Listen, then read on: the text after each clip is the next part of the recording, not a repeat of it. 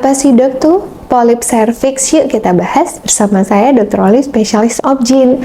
Nah, jadi polip cervix itu memang suatu jaringan yang biasanya tumbuh di area mulut rahim, menonjol, dan itu bisa menyebabkan perdarahan setelah berhubungan, atau mungkin perdarahan di luar menstruasi, perdarahan habis olahraga berat, atau habis lari, habis angkat-angkat, itu bisa terjadi perdarahan di luar menstruasi. Nah, biasanya itu disebabkan oleh polip cervix. Polip cervix ini biasanya jinak kalau terjadi pada usia dewasa muda atau usia reproduksi. Tapi ketika ini terjadi pada pasien dengan postmenopausal atau di usia lebih tua, kita tetap harus waspada karena jangan-jangan bisa itu suatu tanda keganasan.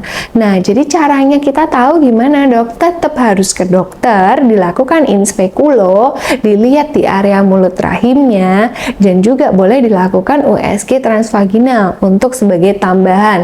Apa jangan-jangan polipsnya nggak cuma di serviks aja, polipnya jangan-jangan ada yang di dalam rahim atau di endometrium.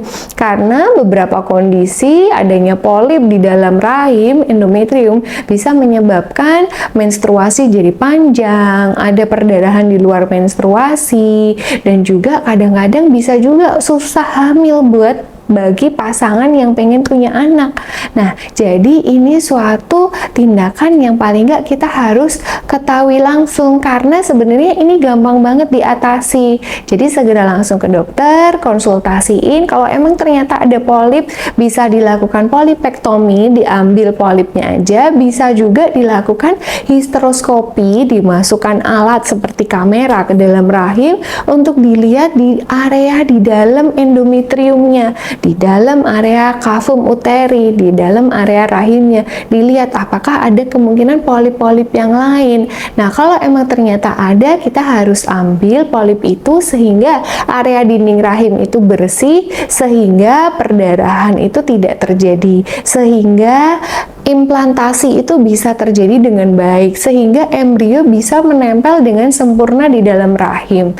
Jadi sesepele itu, kalau misal tidak diatasi bisa berakibat fatal. Jadi nggak usah takut ya moms, memang ini penyebabnya bisa karena hormonal, bisa karena infeksi berulang, jadi bisa macam-macam. Nah, kalau emang karena hormonal kan mau nggak mau kita harus tetap jaga pola makan, pola olahraga, pola tidur, healthy lifestyle, jadi supaya nggak membuat terjadinya pembentukan polip lagi di kemudian hari.